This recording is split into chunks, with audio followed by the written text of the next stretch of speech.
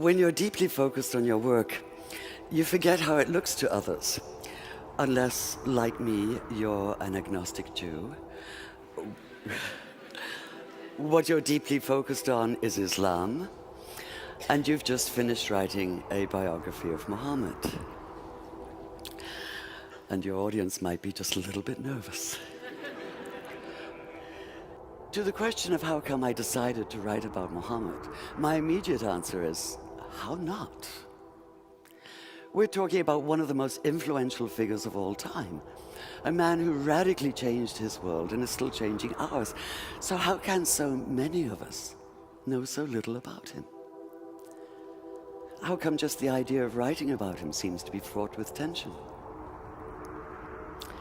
Welcome to my territory, the vast and volatile arena in which politics and religion intersect.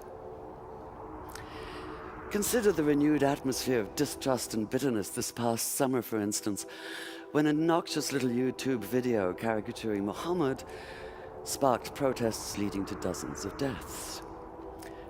There were any number of agendas involved here, none of them good. That of the small-minded bigots who made the video in the first place. Small-minded bigots being a redundant phrase, if ever there was one. Of the Saudi-financed TV station in Cairo that picked it up and made a big show of it, thus ensuring that while maybe 30 people had seen it before, now millions would. Of the once reputable news magazine, trying to revive its fading readership by implying that all Muslims worldwide were rioting in the streets, as opposed to a few hundred extremists and often just a few dozen. It's amazing what you can do by cropping a photograph. And the usual American Islamophobes, putting up crude us and them posters in the New York and DC subways. So many people jumping on the bandwagon. But where was Muhammad himself in all this? Where was the man who listened to the Quran telling him, and by extension all Muslims, to pay no attention to taunts and mockery? Ignore them, it keeps saying. Let them be. Turn your face away. Or in the words of Jesus, turn the other cheek.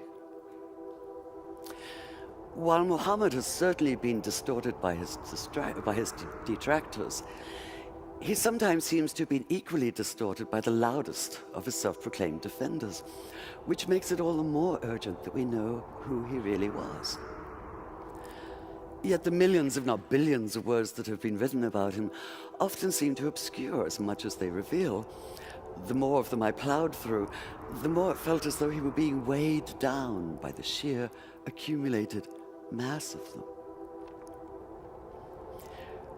What I wanted was a real feel for the man himself. I wanted the vitality and complexity of a full life lived. I wanted, in short, to see Muhammad whole. And this meant steering clear of a virtual minefield of agendas, including piety and sentiment and stereotype and judgmentalism. So even as the hundreds of research volumes piled up on my floor, my most valuable research tool may have been this one-word reminder pinned beside my desk. Think. Take the pivotal moment of Islam, for instance, which is what happened to Muhammad one night in the year 610 on a mountain just outside Mecca. He'd gone up there, it seems, in the hope of perhaps a quiet moment of insight.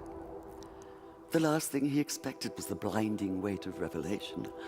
So what struck me in the earliest account we have of that night was not even so much what happened as what did not happen.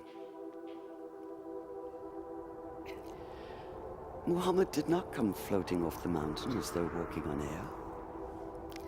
He did not run down shouting hallelujah and bless the Lord. He did not radiate light and joy. There were no choirs of angels, no music of the spheres, no elation, no ecstasy, no golden aura surrounding him. Not even the whole of the Quran fully revealed, but only 5 brief verses. In short, he did none of the things that might make it easy to cry foul, to put down the whole account as an invention, a cover for something as mundane as personal ambition. Quite the opposite. In his own reported words, he was convinced at first that what had happened couldn't have been real. At best, he thought it had to have been a hallucination, his own mind working against him. At worst, possession, and he'd been seized by an evil jinn, a spirit out to deceive him, even crush the life out of him. In fact, his first instinct was to leap off the highest cliff and escape the terror of what he'd experienced by putting an end to all experience.